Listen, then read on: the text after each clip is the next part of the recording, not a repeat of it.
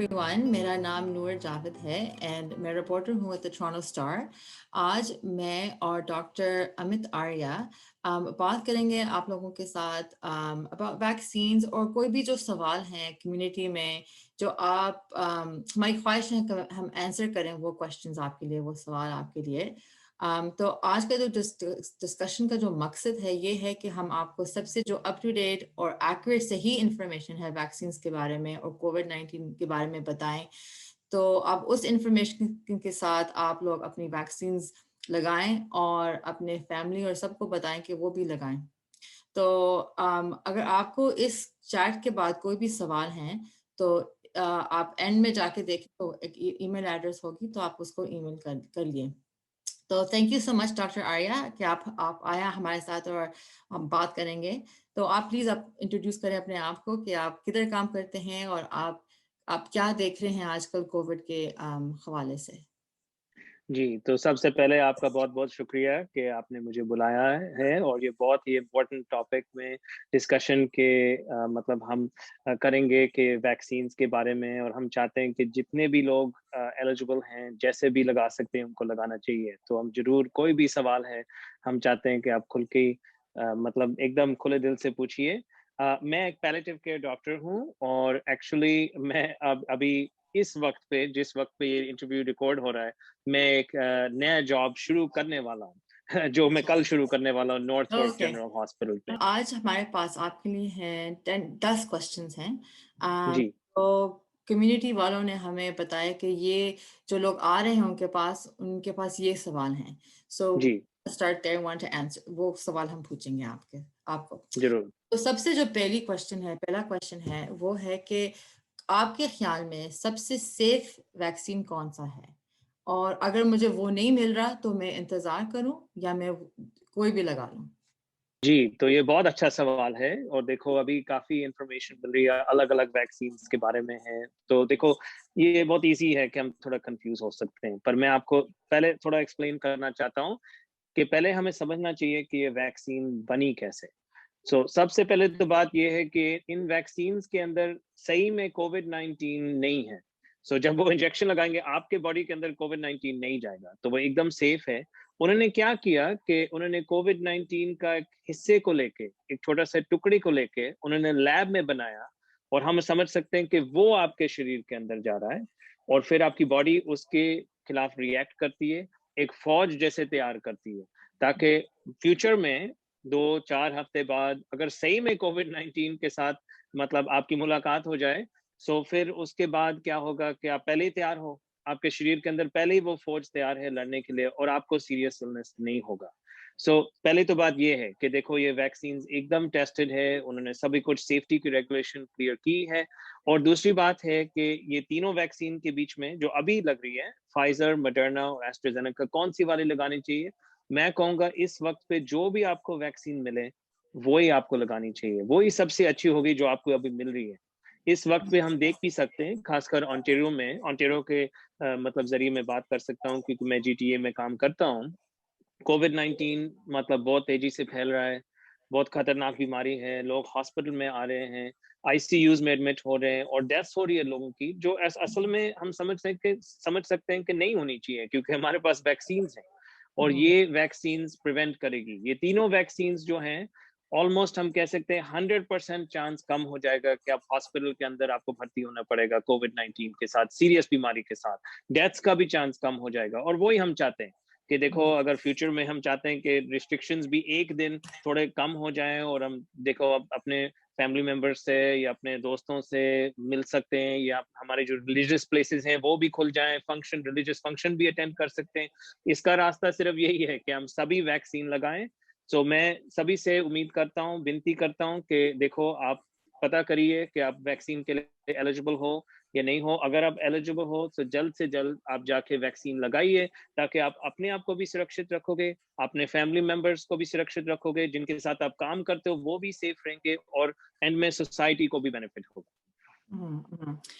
लगता है कि ऑलमोस्ट रोज़ाना एस्ट्राज़ेनेका के ऊपर कोई नई खबर है। कभी सही है बड़ों के लिए, कभी नहीं सही, कभी और कोई मामले हैं। तो जी।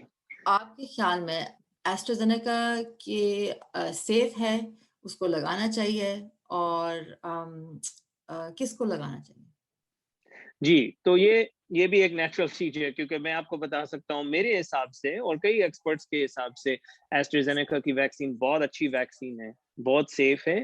पर जो मैसेजिंग है, जो मतलब जो मीडिया में रिपोर्ट्स आ रही हैं कि सीनियर्स के लिए सही है या नहीं सही है, या ब्लड क्लॉट्स के बारे में जो रिपोर्ट्स आ रही हैं, वो भी कन्फ्यूज़िंग हो रहा है क्योंकि वो कई हुँ, बार वो कह रही हैं कि सही है, फिर वो कह रहे हैं कि कुछ और प्रॉब्लम हो रही है। तो ये मैं आपको सभी कुछ एक्सप्लेन कर सकता हूँ। देखो, एक तो ये है कि पहले तो था कि जो डाटा उन्होंने निकाला था, उन्होंने इनफ सीनियर्स को स्टडी नहीं किया, राइट? तो इसलिए वो कह नहीं सकते थे कि सीनियर्स के लिए सेफ है। फिर बाद में जब उन्होंने यूज़ किया, खासकर यूरोपियन कंट्रीज़ में, यूके में, तब उनको पता चला कि ये वैक्सीन बहुत इफ़ेक्टिव है सीनियर्स में। सेम चीज़ जो हम प्रिवेंट करना चाहते हैं वैक्सीन्स के साथ, हॉस्पिटलाइज़ेशंस, डेथ्स को प्रिवेंट करना चाहते हैं कोविड-19 के ज़रिए, ये एस्ट्राज़ेनेका की वैक्सीन उसके खिलाफ बहुत बढ़िया है कि वो प्रिवेंट करेगी उस चीज़ को। तो सीनियर्स के अंदर ये एकदम ही सेफ है, और अगर आप अभी एलिजिबल हो और ये आपको मिल रहा है, ये आपको वैक्सीन मिल रही है, जनरली फैमिली डॉक्टर के ऑफिस में या फार्मेसीज़ में, कुछ रीजन्स में, तो आपको लगानी चाहिए। अब दूसरी बात ये है, जो रिसेंटली हम मीडिया में सुन रहे हैं, रिपोर्ट्स में सुन रहे हैं, वो ब्लड क्लॉट्स का रिस्क है। तो ब्लड क्लॉट्स का रिस्क है, पर बहुत रेयर रिस्क है इस हुँ, वैक्सीन के साथ। ये हमें एक्चुअली ये बहुत अच्छी बात है कि हमारी जो गवर्नमेंट है, हमारी सरकार है, और जो साइंस की बॉडीज़ हैं, इसको फिर भी बहुत क्लोज़ली मॉनिटर कर रहे हैं। और रेयर का मतलब मैं आपको समझा सकता हूँ कि जैसे जर्मनी के अंदर रिपोर्ट के अंदर आया कि 30 लोगों को हुआ 3 मिलियन डोसेस के अंदर। सो उन्होंने 3 मिलियन लोगों को लगाया और उसमें से 30 लोगों को ये ब्लड क्लॉट्स हुए। फिर भी ये सीरियस कॉम्प्लिकेशन है। सो देखो वो मॉनिटर कर रहे हैं बहुत क्लोज़ली। मेरे लिए, क्योंकि देखो मैं तो हेल्थ केयर में काम कर रहा हूँ, मैं लोगों को देख रहा हूँ कि वो हॉस्पिटल्स के अंदर आ रहे हैं कोविड-19 जैसे खतरनाक और सीरियस बीमारी के साथ। सो मैं हमेशा, देखो, हमारे दिमाग में ये कंपैरिजन होना चाहिए कि अगर वैक्सीन नहीं लगाएं, सो फिर उसके साथ क्या रिस्क है? उसके साथ तो ये रिस्क है कि कोविड-19 ही हो जाएगा हमें, और फिर हुँ, हम भी बीमार हो सकते हैं, या हमारे जो आस-पास के लोग हैं उनको भी बीमार कर सकते हैं। और मैं आपको बता सकता हूँ कि ये जो ब्लड क्लॉट्स का रिस्क है एस्ट्राज़ेनेका का वैक्सीन के साथ, उसके साथ एक्चुअली मतलब 50 गुना ज़्यादा रिस्क है कि हम कोविड-19 के साथ हमारी डेथ ही हो जाए, राइट? तो ये तो क्लियर है हुँ, कि देखो वैक्सीन का रिस्क कम है, और वो फिर भी मॉनिटर कर रहे हैं, और जो कि अच्छी बात है, उनको मॉनिटर करना ही चाहिए ताकि ये भी रिस्क कम हो जाए। पर देखो कोविड-19 के हिसाब से ये तो कोविड-19 का तो ज़्यादा खतरा है। और हुँ, देखो एक कुछ स्टडीज़ के मुताबिक ये भी है कि देखो अगर कोई हॉस्पिटल के अंदर भर्ती हो जाए, सीरियसली बीमार हो जाए कोविड-19 के साथ, या आईसीयू के अंदर हो जाए, तो ये ब्लड क्लॉट्स का रिस्क हम कह सकते हैं करीब 40% पेशेंट्स में है, हुँ, 40%, राइट? सो एक तरफ हम कह रहे हैं कि मे बी मतलब 10 लाख में से है, या मे बी एक इंसान को हो जाएगा, राइट? और या दूसरी तरफ हम कह रहे हैं कि 40% रिस्क है कि ब्लड क्लॉट हो रहे हैं, और कोविड-19 के साथ तो और भी रिस्क हैं कॉम्प्लिकेशंस के। सो जनरली अगर आपको अवेलेबल है एस्ट्राज़ेनेका का वैक्सीन, आपको लगाना चाहिए। अगर आपको लग चुका है तो ये अच्छी बात है, कोई घबराने की बात नहीं है। पर फिर भी वो मॉनिटर कर रहे हैं, और मैं एज़ अ प्रिकॉशन मैं आपको बताता हूँ कि अगर ये ब्लड क्लॉट का थोड़ा रेयर चांस भी है, जो अभी उनको इन्फॉर्मेशन मिली है, तो वो मेनली मतलब फीमेल्स को ज़्यादा होता है। 50 साल के जो मतलब जिनकी उम्र मतलब 50 साल से कम है। तो इसलिए अभी फिर भी उन्होंने सेफ्टी के ज़रिए उन्होंने कहा है कि सिर्फ़ 55 एंड अप को एस्ट्राज़ेनेका लग सकता है, या 50 एंड अप को लग सकता है, जब तक और उनको इन्फॉर्मेशन नहीं पता चल रही है। तो बॉटम लाइन तो यही है कि देखो कोविड-19 के प्रोटेक्शन के हमें जो भी वैक्सीन मिले, हमें लगानी चाहिए। एस्ट्राज़ेनेका की वैक्सीन भी सेफ है, पर फिर भी वो सिर्फ़ डबल चेक करने के लिए ये रेयर साइड इफ़ेक्ट के बारे में वो अभी मॉनिटरिंग चल रही है। जो लोग बूढ़े हैं या ज़ईफ़ हैं, उनको क्या रिस्क है वैक्सीन्स का? उनके लिए कोई एक्स्ट्रा कोई रिस्क है वैक्सीन लगाने का? नहीं, मैं एक्चुअली कहूँगा कि उनको सेम चीज़ है, उनको ज़्यादा रिस्क कोविड-19 होने का है, कि हमें पता है कि जो सीनियर्स को है, देखो सीनियर्स को वो ज़्यादा बीमार होते हैं, उनका ज़्यादा चांस है कि वो हॉस्पिटल के अंदर उनको जाना पड़ेगा, या देखो उनकी डेथ भी हो जाएगी एक्चुअली कोविड-19 से, जो होनी नहीं चाहिए। सो एक्चुअली सीनियर्स को तो प्रायोरिटी में होना चाहिए कि उनको सबसे पहले वैक्सीन लगाना चाहिए। और एक अच्छी खबर मैं आपको बता सकता हूँ सीनियर्स के लिए कि देखो जो साइड इफेक्ट्स होते हैं वैक्सीन्स के, आम में भी 1-2 दिन के लिए थोड़ा सिर दर्द हो सकता है या थकावट हो सकती है, थोड़े आपके मतलब बाजू में दर्द हो सकता है। ये इस साइड इफेक्ट्स का रिस्क एक्चुअली कम है सीनियर्स में। सो ये अच्छी बात है। और जनरली देखो खासकर अगर कोई देखो आम कोई चीज है, ब्लड प्रेशर या डायबिटीज की बीमारी जो हमारी कम्युनिटी में आम ही होती है एक्चुअली। और वैसे कोई आप 70-80 साल के हो पर चलते फिरते हो और आप वैक्सीन जाके लगा सकते हो तो एक्चुअली उसका इफेक्टिवनेस बहुत ज्यादा है, 90-95% के करीब 2 डोसेस के बाद। सो देखो मैं फिर से कहूंगा कि अगर आप एलिजिबल हो अभी आप लोग अब करिए उसको, अपॉइंटमेंट बनाइए और जल्द से जल्द वैक्सीन लगाइए। इस वैक्सीन का असर कितनी देर तक चलता है? मतलब कि मुझे एवरी ईयर लगाना पड़ेगा या अगर अभी लगा लिया तो पूरी जिंदगी के लिए कि मैं सही हूँ? तो इसका असर कितना लंबा है? सो देखिए अभी तक इसके बारे में पूरी साइंस नहीं निकली है क्योंकि ये वैक्सीन ही नहीं है, राइट। और पूरा डाटा जैसे साल बाद का बारे में क्या होगा वो हमारे पास रिसर्च है नहीं क्योंकि ये वैक्सीन अभी अभी लगनी शुरू हुई है। एक मैं आपको बता सकता हूँ, एक अच्छी खबर है कि मतलब ये पिछले हफ्ते की एक रिसर्च स्टडी निकली है कि फाइजर के वैक्सीन के 2 डोज लगने के बाद 6 महीने के बाद मतलब बहुत स्ट्रांग रिस्पांस था, राइट, इम्यून सिस्टम का। मतलब वो फौज 6 महीने के बाद भी तैयार थी कोविड-19 से लड़ने के लिए। और मैं आपको नंबर्स भी बता सकता हूँ कि देखो कोविड-19 के सिम्टम्स से वो 90%, 90% कम चांसेस थे वैक्सीन के बाद, 6 महीने के बाद। और 6 महीने के बाद 95% कम चांस थे कि कोई देखो सीरियसली बीमार हो जाए, हॉस्पिटल के अंदर हो जाए। तो ये एक बहुत अच्छी खबर है। मैं ये एक और चीज बताऊंगा कि जो वैक्सीन के एक्सपर्ट्स हैं, जो वैक्सीन को बनाते हैं साइंटिस्ट, ये अनएक्सपेक्टेड नहीं है कि देखो वैक्सीन का 6 या 12 महीने बाद असर होता ही है। एक मैं आपको बताऊंगा कि इसके लिए 2 डोसेस की जरूरत थी। सो अगर आपका दूसरा डोज पोस्टपोन हो भी रहा है, सो ये नहीं होना चाहिए कि आप लगाओ ही नहीं, वो लगाना फिर भी जरूरी है ये लॉन्ग टर्म इफेक्ट के लिए। एंड हो सकता है, ये मैं सुन भी रहा हूँ कई साइंटिस्ट से कि हो सकता है मे बी जैसे लोगों को फ्लू का इंजेक्शन मतलब हर एक साल लगता है, तो हो सकता है कोविड-19 का भी इंजेक्शन हमें लगाना पड़ेगा। अभी अगर अगर मेरे पास मसला है, मैं चल नहीं सकता, अदर मोबिलिटी इश्यूज हैं, तो जी कैसे वैक्सीन लगा सकता हूँ? हाँ, तो ये देखो एक बहुत मुश्किल सवाल है। और मैं आपको मतलब मैं आपके साथ शेयर भी कर सकता हूँ कि मेरे भी बहुत पेशेंट्स हैं जो मतलब घर से बाहर उनके लिए निकलना बहुत ही मुश्किल है। या एक्चुअली घर से बाहर वो निकल ही नहीं सकते हैं क्योंकि वो मोस्टली दिन में या तो व्हील चेयर में रहते हैं या बेड के अंदर रहते हैं। सो अनफॉर्चुनेटली अभी के लिए कोई पूरा प्लान नहीं डेवलप हुआ है। मैं आपको बता सकता हूँ कि टोरंटो के अंदर कुछ शुरू हो गया है कि जो घर से बाहर नहीं निकल सकते हैं, उनके देखो घरों के अंदर टीम्स जा रही हैं कि या तो जो पैरामेडिक्स होते हैं, एम्बुलेंस के चलाने वाले, वो जाके वैक्सीन लगा रहे हैं या कुछ जगह में फैमिली डॉक्टर्स जाके वैक्सीन लगा रहे हैं। पर पूरा वो अभी फुल फोर्स हुआ नहीं, अभी अभी शुरू हुआ है। सो अगर आप सिटी ऑफ टोरंटो के अंदर रहते हो तो आप टोरंटो पब्लिक हेल्थ के वेबसाइट के ऊपर जाइए। अगर आप खुद नहीं जा सकते हो तो मे बी आप देखो किसी और से पूछिए कि फोन नंबर से पता करिए और वो आपको और इन्फॉर्मेशन दे सकते हैं। जहां तक मुझे पता है कि पीएल रीजन में आई मीन मे बी वो वर्कआउट कर रहे हैं ये प्लान, पर अभी तक शुरू नहीं हुआ है। मैं कैसे पता कर सकती हूँ कि मेरे एरिया में किधर वैक्सीन अवेलेबल है? जी, तो देखो ये भी थोड़ा कॉम्प्लिकेटेड है और मैं इसके बारे में भी कंफ्यूजन है क्योंकि हर एक एरिया में देखो अलग-अलग वैक्सीनेशन क्लिनिक बन चुके हैं। कुछ जगह में फार्मेसीज़ लगा रही हैं, कुछ जगह में नहीं लगा रही हैं फार्मेसीज़, कुछ जगह में फैमिली डॉक्टर लगा रहे हैं, कुछ जगह में नहीं है। सो इसका सबसे जो ईज़ी तरीका है, वो क्या कर सकते हो कि आप अपने पब्लिक हेल्थ यूनिट के वेबसाइट के ऊपर जाइए।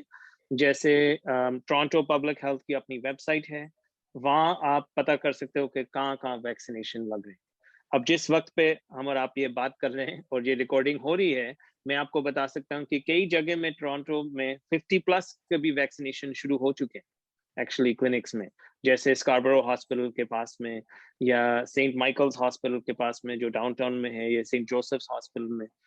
मैं आपको बता सकता हूँ कि पीएल रीजन में 60 प्लस के शुरू हो चुके हैं। तो जैसे टोरंटो में 50 प्लस और पीएल रीजन में 60 प्लस। और जहाँ तक मुझे पता है कि पीएल रीजन में क्या कहाँ हो रहा है, वो मिसिसागा हॉस्पिटल में हो रहा है, और वो ब्रैम्पटन सिविक हॉस्पिटल के अंदर भी हो रहा है, और चिंकूजी कम्युनिटी सेंटर में भी हो रहा है। पर वहाँ आपको अपॉइंटमेंट बुक करके जाना पड़ेगा, और या तो वो वेबसाइट के जरिए बुक हो सकता है या फोन के जरिए बुक हो सकता है, और वो सभी इंफॉर्मेशन वेबसाइट के ऊपर है, तो आप पब्लिक लुकअप पब्लिक करिए हेल्थ उसको।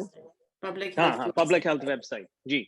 सो वहाँ आप लुकअप करिए, क्योंकि ये दिन डेली एक्चुअली चेंज भी होता रहता है कि जो क्राइटेरिया हैं और किसको वो वैक्सीनेट कर रहे हैं, तो इसलिए सबसे अप टू डेट क्राइटेरिया के लिए आप वेबसाइट के ऊपर जाइए। मुझे फ़िक्र है कि कोविड के सेंटर्स में जब मैं इंतज़ार करूँगी, तो वहाँ पे मुझे कोविड लग जाएगा। तो इज़ दिस पॉसिबल कि मुझे वहाँ पे भी लाइन में खड़े होके भी कोविड लग सकता है? देखो, इसके चांसेस हम कह सकते हैं कि बहुत ही कम है, क्योंकि जहाँ तक मैंने सुना है और देखो जो मैं देख भी रहा हूँ, देखो वहाँ तो एक्चुअली सबसे ज़्यादा वो सेफ्टी रखते हैं। जहाँ हुँ। हॉस्पिटल्स में या कोई भी हेल्थ केयर की सेटिंग में वो सबसे ज़्यादा सेफ्टी रखते हैं। आप भी देखो, जब वहाँ जाओगे अपने अपॉइंटमेंट के लिए, आप भी पूरा अपने आप को सेफ रखो। जो हमें पता ही है कि पहले जो चीज़ की मतलब जिसके पास हमारे मतलब लास्ट मार्च से ही सुन रहे हैं कि जो हमें करना चाहिए कि पूरा मास्क आप पहन के जाइए। मे बी कोई हैंड सैनिटाइजर रखिए साथ में, ताकि आप हाथ को साफ रख सकते हो। 6 फीट की दूरी पे आप रहिए, और वो वहाँ भी आपको कहेंगे, पर फिर भी आप अपनी तरफ से प्रिकॉशन रखिए। पर देखो, ऐसे कोई केस नहीं हुआ है कि किसी को कोविड-19 वैक्सीनेशन सेंटर से हुआ है, और वहाँ सभी वो प्रिकॉशन वो पूरी तरह से रख रहे हैं। एक ये जो कोविड वैक्सीनेशंस हैं, उनके सबके फ़िलहाल तो सिर्फ़ 2 शॉट्स हैं। तो जी। अगर मुझे 1 शॉट लग चुका है, तो मैं अपने फ्रेंड्स या फैमिली को अब मिल सकता हूँ? देखो, ये मैं सभी के अंदर मतलब ख्वाहिश ये समझ सकता हूँ कि लोग अपने घर के अंदर बंद हैं, वो मिल नहीं सकते हैं। मेरे भी कई पेशेंट्स हैं जिन्होंने अपने देखो ग्रैंड चिल्ड्रन से उन्होंने मतलब उन्होंने नहीं हाथ लगाया है, इतने इतने टाइम गुज़र भी चुका है और वो वेट कर रहे हैं। सो अनफॉर्चुनेटली मैं आपको कहूँगा कि इस वक़्त पे थोड़ा-सा आपको पेशेंस रखना चाहिए, और मैं आपको एक्सप्लेन करता हूँ कि क्यों। सो सबसे पहले तो ये है कि हम सभी को लगभग ऑलमोस्ट, कुछ एक्सेप्शंस हैं कैंसर पे के पेशेंट के लिए या ट्रांसप्लांट के पेशेंट के लिए, पर सभी को लगभग एक ही इंजेक्शन लग रहा है, ताकि वो जल्द से जल्द जितने भी लोगों को इंजेक्शन लगा सकते हैं और उनका रिस्क कम कर सकते हैं इस वक्त पे, उस उनकी स्ट्रेटेजी यही है, राइट? तो पहली तो बात ये है कि एक इंजेक्शन के साथ पूरा प्रोटेक्शन तो नहीं मिलता है। एक इंजेक्शन के साथ हम कह सकते हैं कि 60-70% में भी कम हो जाता है, पर फिर भी चांस है कि आपको कोविड हो सकता है। और नंबर 1 है कि चलो आपको मे बी माइल्ड वर्ज़न हो जाए, इतना ज़्यादा सीवियर नहीं होगा, पर आप किसी को फैला सकते हो, अगर उनको वैक्सीनेशन नहीं लगा है, और वो बीमार हो सकते हैं। सो देखो, वो हम चाहते नहीं हैं।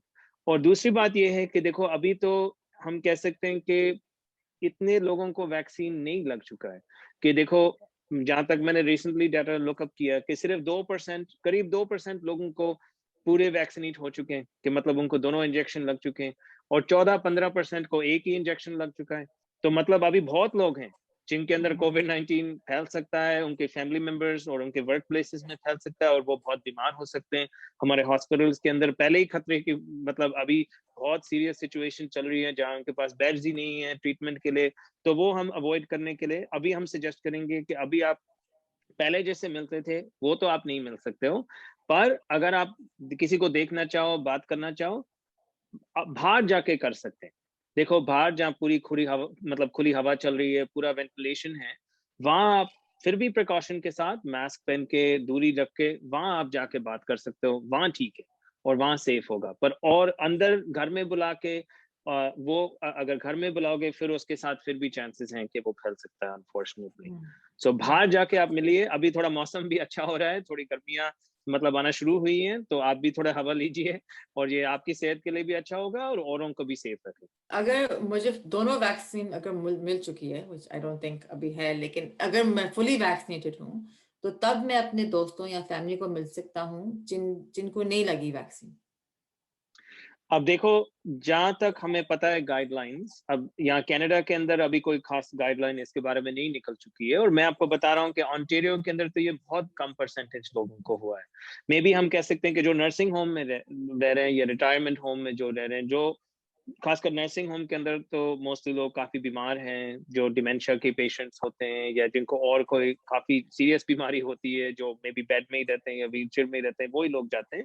पर वहाँ उनको 2 डोज़ लग चुके हैं, सो मतलब वो मोस्टली प्रोटेक्टेड हैं, राइट? हम कह सकते हैं 90-95% प्रोटेक्टेड हैं, पर वो फिर भी और लोगों को क्या मतलब स्प्रेड कर सकते हैं एक्चुअली, तो फिर भी थोड़ा सा रिस्क है। देखो यूएस से गाइडलाइंस जो निकली है वो मुझे सही लगती है। उन्होंने कहा है कि अगर 2 लोग पूरे वैक्सीनेटेड हैं, दोनों ही पार्टीज के पास दोनों ही वैक्सीन लग चुकी हैं, तो फिर वो मिल सकते हैं, राइट? पहले के जैसे वो थोड़ा वो भी ध्यान के साथ, पर फिर वो मिल सकते हैं, वो थोड़ा सेंस भी लगता है इस वक्त पे। हम्म, एक मैं और आपको चीज मतलब बताना चाहता हूँ, ये इस सिचुएशन में भी है कि देखो हम जितना भी रिस्क कम कर सकते हैं इस खतरनाक बीमारी का, वो हम चाहते हैं। देखो अगर आपके पास एक डोज लग चुका है तो आपका रिस्क जीरो नहीं होता है, राइट? मतलब ये कोविड होने का 2 हम्म, डोज के साथ भी जीरो नहीं होता है, पर हम कह सकते हैं कि मे बी काफी कम हो जाता है, राइट? हम्म, तो अगर थोड़ा सा भी रिस्क है और बाई चांस किसी को हो गया जिनका इम्यून सिस्टम डाउन है या जो बीमार हैं, तो उनको एक्चुअली काफी सीरियस बीमारी हो सकती है। एक मैं लास्ट चीज कहूंगा इस टॉपिक के बारे में, जो लोग मुझे से पूछ भी रहे हैं, जो इससे रिलेटेड है, कि देखो एक डोज लगाने के बाद ऐसा नहीं है कि अगर आप बाहर जाके मिलना भी चाहो तो वो एकदम उस वैक्सीन का असर नहीं होता है। हम्म। उसको 2 या 4 हफ्ते बाद उसकी मतलब बॉडी के अंदर वो रिस्पॉन्स तैयार होती है, जैसे मैंने बताया वो फौज तैयार होती है, तो उसके बाद में भी अगर आप बाहर जाके मिलना चाहो तब मिल सकते अगर मेरा दूसरा डोज डिले हो रहा है तो उसमें क्या नुकसान है? मतलब कि अगर वो चार हैं। पांच जी। डिले है तो जो वैक्सीन की जो असर है वो कोई कम तो नहीं हो जाएगा? अभी के लिए हमारे पास पूरा डाटा नहीं है इस चीज के बारे में, पर मैं समझा सकता हूँ कि इस ये क्यों किया उन्होंने। सो देखो अगर वो 100 लोगों को देखो 100 लोग के बीच में अगर वो 50 लोगों को दोनों डोज लगाएं और उन 50 लोगों को 95% प्रोटेक्शन मिल जाए। देखो वो गैप भी होता है ये 2 डोज लगाने में और उसके बाद भी वेट करना पड़ेगा, तो देखो वो समझ सकते हैं कि 2 महीने के बाद सिर्फ 50 लोगों को 95% प्रोटेक्शन मिलेगा। पर अगर हम 100 लोगों को एक डोज लगाएं, मतलब हम सभी को एक ही डोज लगा लें, तो हम समझ सकते हैं कि 60-70% सभी को ही प्रोटेक्शन मिल जाएगा जल्दी। और वो उन्होंने किया क्योंकि देखो अभी कोविड-19 को हमें पता ही है कि ऑन्टेरियो में बहुत बड़ी प्रॉब्लम है। कोविड-19 बहुत तेजी से फैल रहा है, हॉस्पिटल के अंदर भी बहुत प्रेशर है, बेड्स नहीं है। लोग हम्म, एक्चुअली वो जीटीए के अंदर जो पेशेंट्स हैं आईसीयू में, उनको बाहर किंगस्टन तक ट्रांसफर करने पड़ रहे हैं और उनको डर है कि एक्चुअली ट्रीटमेंट के लिए वेंटिलेटर नहीं होंगे या बेड्स नहीं होंगे। हॉस्पिटल स्टाफ नहीं बचेगा उनके सामने, ये कोई काम करने के लिए नहीं रहेगा। तो इस सिचुएशन में उन्होंने क्या किया कि उन्होंने कहा है कि सभी जितने लोगों को जल्दी वो एक डोज लगा सकते हैं, वो बेटर रहेगा इस हम्म, सिचुएशन में। तो देखो वो फिर भी सही है, 60-70 प्रोटेक्शन भी, देखो 0% प्रोटेक्शन से तो 60-70% प्रोटेक्शन ही बहुत अच्छा है इस हम्म, सिचुएशन में, तो वो अच्छी बात है। जहां तक हमारे पास डाटा है कि देखो वो सेकंड डोज फिर भी जरूरी है। चलो वो 3-4 महीने बाद वो डिले हो जाएगा, पर फिर भी जरूरी है लॉन्ग टर्म इम्यूनिटी के लिए। कि देखो 3-4 महीने तो निकल जाएंगे, पर उसके बाद अगर 6 महीने तक या 1 साल तक हम चाहते हैं कि वो इम्यून रिस्पॉन्स मतलब वो फौज तैयार रहे, तो वो सेकेंड डोज लगना चाहिए, हम्म, राइट? तो वो फिर भी आपको लगानी चाहिए। और देखो ये कोई फिक्र वाली बात नहीं है, क्योंकि ओवरऑल अगर सभी को 60-70% रिडक्शन मिल जाए तो ये बहुत अच्छी स्ट्रेटेजी है। और मैं आपको बता सकता हूँ एक और एग्जांपल, जैसे यूके में, इंग्लैंड में बहुत तेजी से ये कोविड-19 की प्रॉब्लम थी। लाइक एम्बुलेंसेस की लाइन लगी हुई थी हॉस्पिटल्स के बाहर, जगह नहीं थी हॉस्पिटल्स के अंदर, और उन्होंने एक्चुअली क्या किया कि जल्दी सभी को एक डोज लगा लिया वैक्सीन का, और वो कोविड-19 के रेट्स एकदम ही ऑलमोस्ट बहुत ही कम हो गए। जैसे मैं हम्म, पढ़ रहा था लंदन जैसे बड़े शहर में हम्म, एक्चुअली पहली बार इतने दिनों में कोई भी नहीं मरा है, एक्चुअली 0 डेथ्स थे हाँ, कोविड-19 के हम्म, साथ। तो हम्म, इससे हमें पता चल रहा है कि वैक्सीन की मतलब बहुत अच्छे असर होते हैं और वो हम्म। लोगों को सुरक्षित रखते हैं। वहाँ पे तो बहुत ही खराब लाइक हाल था। मेरी जो वहाँ पर फैमिली ऑलमोस्ट एवरीबॉडी सबको लगा कोविड वहाँ पर तो। So oh! So it's I mean it's वहाँ पर आई थिंक वहाँ पे तो यहाँ से बिकॉज वहाँ पे पहले शायद वेरिएंट्स आ गए थे, सो आई थिंक जी। बुरा था। एक और सवाल है actually I think it's the last question, so if we have others we can think of, but ये जो लास्ट आखिरी सवाल है ये है कि वैक्सीन की इंग्रेडिएंट्स क्या हैं? अक्सर लोगों हमने पढ़ा है, व्हाट्सएप में भी आ रहा है कि उसमें एनिमल बाय प्रोडक्ट्स हैं, उसमें इवन पिग के प्रोडक्ट्स हैं। तो कोई लोगों को फिक्र है कि ये वेजिटेरियन नहीं है या वीगन नहीं है, तो इसमें इसमें क्या है वैक्सीन में? सो देखो, ये कोई फिक्र वाली बात नहीं है। ये हम कह सकते हैं कि वो हम व्हाट्सएप के ऊपर जैसे अफवाह जैसे वो खबर मिल रही है, ये सही खबर नहीं है। सो वैक्सीन एकदम सेफ है और इसके अंदर कोई भी एनिमल प्रोडक्ट्स नहीं है। कोई भी जैसे बीफ या काऊ के प्रोडक्ट्स या पोर्क, कोई भी चीज ऐसे नहीं है। कई मैंने ऐसे भी मिस इन्फॉर्मेशन पढ़ी है कि वो कह रहे हैं कि फीटल टिश्यू है, और वो एकदम गलत है। एक तो वो तो वो जैसे मैंने बताया, वो उन्होंने कैसे बनाया कि कोविड 19 तो नहीं है उसके अंदर। या तो कोविड 19 का एक टुकड़े को उन्होंने लैब में बना के उन्होंने उसके बारे में रेसिपी बनाई है, तो वो इंजेक्ट कर रहे हैं। कोविड 19 तो नहीं है। या दूसरा एक और वैक्सीन, एस्ट्राजेनेका वैक्सीन में वो उन्होंने क्या किया कि जो सर्दी जुकाम की जो आम वायरस होती है उसको इनएक्टिव करके उसके ऊपर कोविड 19 का टुकड़ा लगा दिया, राइट। सो वो फिर भी कोविड 19 तो नहीं है। वो इंजेक्ट कर रहे हैं। तो उसके अंदर देखो, ये तो सही खबर नहीं है। तो मैं रिक्वेस्ट करूंगा, अगर आपको कोई भी व्हाट्सएप में या कोई और मीडियम से आपको खबर मिले, आप देखिए कि किसने ये लिखा है, उसके पीछे कौन सी स्टडी है। अगर आपके घर में देखो, अगर आप सीनियर हो और ये सुन रहे हो, आप अपने ग्रैंड चिल्ड्रन या चिल्ड्रन से पूछना कि ये सही है ये गलत है, वो भी आपके ऊपर लुकअप कर सकते हैं, ये कि इसका सोर्स क्या है और कौन सी जर्नल में पब्लिश हुई, राइट। ताकि आपको भी सही खबर मिले और सही इंफॉर्मेशन मिलनी चाहिए। वो तो हक है सभी का। तो अगर किसी को कैंसर है या कोई और बीमारी है या वो बहुत मतलब स्ट्रॉन्ग दवाई ले रहे हैं, तो उनके लिए वैक्सीन ठीक है? जी, तो हम एक्चुअली कहेंगे कि जिनको कैंसर है या और कोई सीरियस बीमारी है, लंग्स की, गुर्दे की, या डिमेंशिया की, उनको एक्चुअली पहले वैक्सीन लगना चाहिए क्योंकि उनके ऊपर खतरा ज़्यादा है कोविड 19 का, क्योंकि जनरली अगर इन बीमारियों के साथ आपका इम्यून सिस्टम डाउन रहता है। पहले उनको वैक्सीन लगना चाहिए और उनके लिए एक्चुअली बहुत ज़रूरी है, बहुत सेफ है वैक्सीन और बहुत इफ़ेक्टिव है। एक मैं चीज़ बताऊँगा जो हमें अभी-अभी रिकमेंडेशंस मिली है और जिन्होंने चेंज किया है। जैसे हमने मतलब हमने सब बात के अंदर हमने मतलब डिस्कस किया है कि जनरली लोगों का सेकंड डोज़ 3-4 महीने बाद लग रहा है। पर जी। जो कैंसर के पेशेंट्स हैं और जिनको ऑर्गन ट्रांसप्लांट मतलब हो चुका है, उनके वो सेकंड डोज़ डिले नहीं कर रहे। क्योंकि उनको पता है कि फिर वो एक्चुअली वो इम्यून रिस्पॉन्स जो वो फौज बनती है वो ठीक तरह से नहीं बनती है। उनका सेकंड डोज एक्चुअली या 3 या 4 हफ्ते बाद ही मिल रहा है, जो कि अ, होना चाहिए। अगर मुझे कोविड हो चुका है, अगर मैं ऑलरेडी बीमार था या थी, तो तब भी मुझे लगाना चाहिए वैक्सीन? जी, देखो, हम रेकमेंड करते हैं कि तब भी आपको वैक्सीन लगना चाहिए, और मैं आपको बताता हूँ और समझाता हूँ कि क्यों। क्योंकि देखो, कोविड भी बहुत एक्चुअली डिफरेंट बीमारी है कि देखो कुछ लोगों को एक्चुअली सिम्पटम्स के बगैर ही कोविड 19 होता है, राइट? उनको पता भी नहीं चलता है और उनके अंदर कोविड 19 है।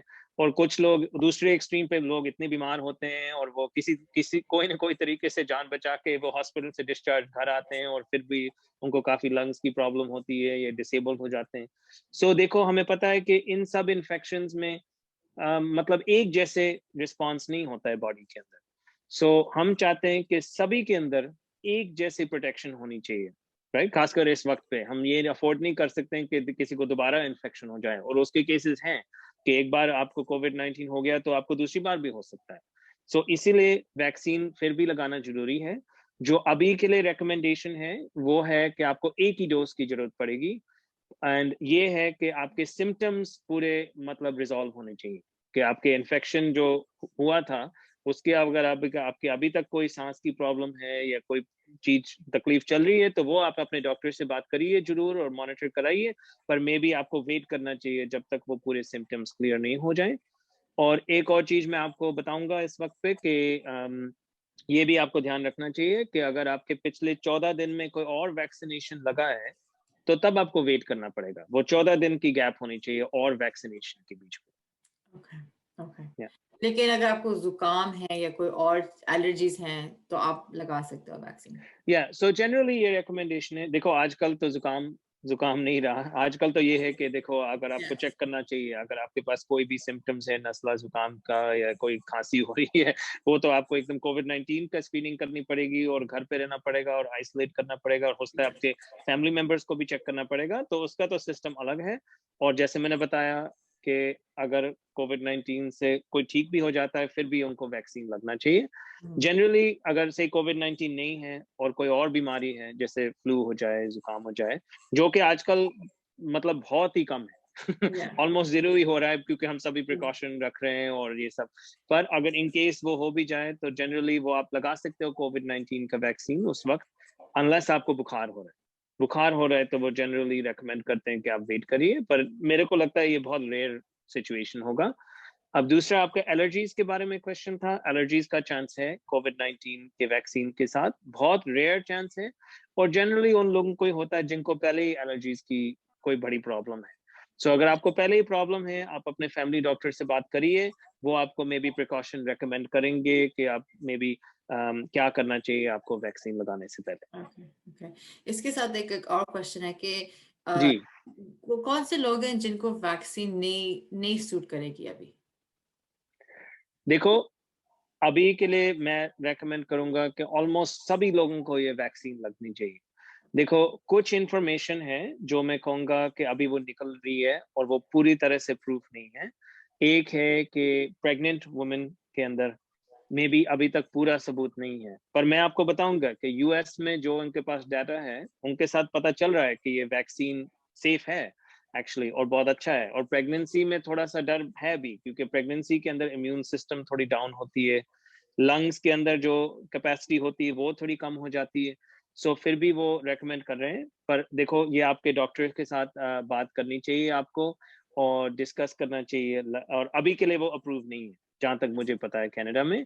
और वो स्टडीज़ चल रही हैं, वो डाटा कलेक्ट कर रहे हैं और जब हेल्थ कैनाडा से हमें क्लीयरेंस मिलेगा, फिर हम देखो शुरू कर सकते हैं। दूसरे ग्रुप ये है कि बच्चों के अंदर भाई बच्चों के अंदर लगाना चाहिए, नहीं लगाना चाहिए और ये बहुत इंपॉर्टेंट क्वेश्चन है आजकल क्योंकि स्कूल्स भी खुले हाँ, हैं, स्कूल्स के अंदर भी काफ़ी कोविड-19 अनफॉर्चुनेटली फैल रहा है।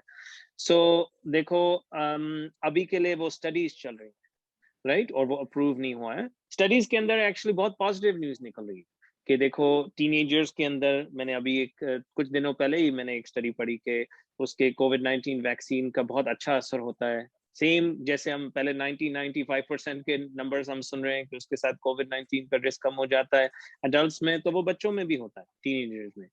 और वो क्या होता है स्टडीज़ का कि पहले वो एडल्ट्स में करते हैं। जब एडल्ट्स में उनको पता चलता है कि काफ़ी सेफ्टी है, फिर वो और पॉपुलेशंस में मूव राइट। करते हैं, जैसे प्रेग्नेंट वुमन में, फिर बच्चों में और बच्चों में भी पहले जैसे जो टीनेजर्स होते हैं, पहले उनमें होगा, फिर वो धीरे-धीरे एज भी कम करते जाएँगे, जैसे उनको पता चले कि ये सेफ है और इस वैक्सीन का असर हो रहा है। सो अभी के लिए अप्रूव नहीं है, तो अभी के लिए नहीं लगना चाहिए और बाकी सबको जैसे आपको अवेलेबल होए, सो आपको लगानी चाहिए। एक मैं एक्सेप्शन बता सकता हूँ, क्योंकि मैं एक पैलिएटिव केयर डॉक्टर हूँ, तो पैलिएटिव केयर का मतलब है मैं उन लोगों की लुक आफ्टर करता हूँ जो काफ़ी सीरियसली बीमार हैं। कई हुँ, लोग हैं जिनको मतलब उनके पास काफ़ी टाइम है, कई महीने का टाइम बाकी है लाइफ में या कई साल भी टाइम बाकी है। उनके पास ऐसे नाइलाज बीमारियाँ हैं, कैंसर जैसे या कोई डिमेंशिया जैसे या कोई लंग्स की प्रॉब्लम। पर अगर एकदम ही कोई एंड के वक़्त के ऊपर है कि मेबी कुछ 2-3 हफ्ते एंड ऑफ बाकी लाइफ हैं, स्टेज। डॉक्टर कह हुँ, रहे हैं एंड ऑफ लाइफ स्टेज के ऊपर है या कुछ दिन ही बाकी है, तो मेरे ख्याल से उनको नहीं लगना चाहिए। उनको क्यों लगाएँ हम, राइट? राइट। राइट? तो देखो पर बाकी जैसे मैं जनरली कह रहा हूँ सभी को ही लगना चाहिए लगना चाहिए। Vaccine, right? और लगेगा, या? एक और जो क्वेश्चन और ऑब्वियसली कंस्पिरेसीज़ जो फैलती हैं सोशल मीडिया पर जी, कि ये इतनी जल्दी कैसे बन गई वैक्सीन्स? तो ये मैं आपको बता सकता हूँ कि एक्चुअली ये इतनी जल्दी नहीं नहीं बनी जैसे हमें लगता है। सो एक नंबर 1 जो इसकी टेक्नोलॉजी है, जैसे जो फाइज़र मॉडर्ना के अंदर जो एमआरएनए की टेक्नोलॉजी है, हुँ, वो क्या है कि एक्चुअली वो जो कोविड-19 का एक टुकड़ा को लैब में बना के, उसका कोड या रेसिपी हमारी बॉडी के अंदर इंजेक्ट होती है सिर्फ़, राइट? तो कोविड-19 तो इंजेक्ट नहीं कर रहे हैं, सिर्फ़ उसकी रेसिपी इंजेक्ट कर रहे हैं। सो हमारी बॉडी उसकी रेसिपी के खिलाफ रिएक्ट करती है और फिर वो फ़ौज तैयार करती है। हुँ, पर ये जो टेक्नोलॉजी थी, ये एक्चुअली कई साल से वो साइंटिस्ट तैयार कर रहे हैं। जब से वो पहले सार्स का एपिडेमिक हुआ था, 2002-2003 के करीब, राइट? मतलब हम समझ सकते हैं मेबी 20 साल के लगभग 20 साल पहले, उस टाइम से ये टेक्नोलॉजी डेवलप हो रही है और अब क्योंकि ये कोविड-19 की बीमारी फैल रही है पूरी दुनिया मतलब पूरी दुनिया में, तो अब उन्होंने यूज़ किया है इस टाइम पे। तो ये टेक्नोलॉजी तो पहले ही थी, और दूसरी बात ये है, क्योंकि देखो पूरी दुनिया के अंदर बहुत बड़ी प्रॉब्लम है कोविड-19 का, तो क्या किया कि साइंटिस्ट ने, डॉक्टर्स ने क्या किया, उन्होंने और सब काम छोड़ के अलग-अलग देश के जो भी मतलब जो साइंटिस्ट थे, अलग-अलग कंट्रीज ने, उन्होंने इकट्ठे मिलकर कोऑपरेशन के साथ मतलब सिर्फ इसी चीज के ऊपर फोकस किया कि जल्द से जल्द वैक्सीन बन जाए, जो उनको करना चाहिए क्योंकि इतनी प्रॉब्लम है। सो जल्द से जल्द उन्होंने ये बनाई, क्योंकि देखो प्रॉब्लम इतनी बड़ी हो रही थी, और इसलिए हमें लग रहा है कि देखो ये जल्दी बन गई है, पर देखो वो इसलिए है क्योंकि सभी ने मिलकर इसी चीज के ऊपर फोकस किया। और दूसरी बात ये है, हेल्थ कनाडा और जो एजेंसीज हैं, उन्होंने कोई भी स्टेप उन्होंने स्किप नहीं किया। उन्होंने सभी स्टेप्स, उन्होंने जैसे जो आम कोई भी दवाई मतलब नई दवाई आती है मार्केट के ऊपर, या कोई भी नई इंजेक्शन या कोई भी नया ट्रीटमेंट, वो सभी के लिए उनको सभी स्टेप्स मतलब देखने पड़ते हैं, सभी रिसर्च को भी डबल चेक करना पड़ता है कि सेफ है या नहीं सेफ है, और अगर वो उनको नहीं लगे तो फिर वो निकाल देते हैं एक्चुअली इसको। तो उन्होंने कोई भी स्टेप सेफ्टी के बारे में कोई भी कुछ भी स्किप नहीं किया। उन्होंने क्या किया, उन्होंने एक्चुअली एक्स्ट्रा लोगों को हायर किया ताकि वो ज्यादा ओवर टाइम काम कर सकते हैं, मतलब डबल चेक कर सकते हैं, क्योंकि अभी इतनी प्रॉब्लम है, राइट। तो कोई भी स्टेप स्किप नहीं हुआ, और अभी भी मॉनिटरिंग चल रही है, राइट, जो कि चलनी चाहिए हमारी सेफ्टी के।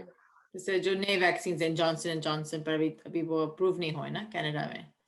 जी, जॉनसन एंड जॉनसन अप्रूव हो चुकी है, अभी डिलीवरीज के लिए और शिपमेंट्स के लिए वेट कर रहे हैं। या तो जॉनसन एंड जॉनसन चौथी वैक्सीन है एक्चुअली, जो अप्रूव हो चुकी है, पर अभी वो डिलीवरी और वो एक्चुअली मतलब लोगों के अंदर लगाने के लिए इंजेक्शन वो अभी अवेलेबल इस वक्त पे। एंड आई थिंक एक और क्वेश्चन जो प्रैक्टिकल क्वेश्चन है कि अगर आपने बुक कर ली अपनी अपॉइंटमेंट, आपकी अपॉइंटमेंट इज कमिंग अप, तो आप उसके लिए क्या तैयारी कर सकते हैं? आप टाइलेनॉल लें, एडवल लें जाने से पहले या आने के बाद? तो उसमें कोई प्रैक्टिकल एडवाइस अगर आप दे सकते हैं। जी, तो एक्चुअली मैं साइड इफेक्ट्स के बारे में मैंने बात की थी कि देखो ये कॉमन है कि वैक्सीन लगाने के बाद आपको मे बी थोड़ा सा बाजू में दर्द होगा, थकावट होगी, सिर दर्द होगा। कुछ केसेस में हम देख रहे हैं कि कुछ लोगों को नौजिया भी हो जाता है, पर 1-2 दिन के बाद ये फिनिश होना चाहिए। 2 दिन के बाद अगर आपको हो रहा है तो आपने अपने डॉक्टर से बात करिए, ये थोड़ा सा रेयर है, और ये एक अच्छा निशान है। अगर ये साइड इफेक्ट्स हो रहे हैं, इसका मतलब है वैक्सीन का असर हो रहा है, और आपका क्या कहते हैं मतलब आपकी इम्यून सिस्टम बहुत अच्छी तरह से काम कर रही है, ताकि वो फौज तैयार हो जाए नेक्स्ट टाइम अगर कोविड-19 सही में आ जाए। सो सबसे पहले ये है कि हम उस चीज को सप्रेस नहीं करना चाहते हैं। सो हम रेकमेंड करते हैं कि वैक्सीन लगाने से पहले आप टाइलेनॉल, एडविल नहीं लगाइए। मतलब नहीं, उस दवाई को आप नहीं, मतलब आपको नहीं लेनी चाहिए। अगर बाद में आपको साइड इफेक्ट हो जाए तो तब आप टाइलेनॉल ले सकते हैं। टाइलेनॉल सही दवाई है। एडविल हम जनरली नहीं रेकमेंड करते हैं क्योंकि उसके कुछ साइड इफेक्ट्स होते हैं, खासकर सीनियर्स में, और उसके साथ पेट भी खराब हो सकता है। सो टाइलेनॉल बेटर दवाई है अगर आपको साइड इफेक्ट्स होए। Okay, excellent. I think we have asked all the questions now that even I had. So it's great. Sounds good. आप लोगों का बहुत शुक्रिया ये शो देखने का, और अगर आपके पास कोई भी सवाल है तो आप टोरंटो स्टार को ईमेल कर सकते हैं, और ईमेल स्क्रीन पर लिखी हुई है आपके लिए। खुदा हाफिज।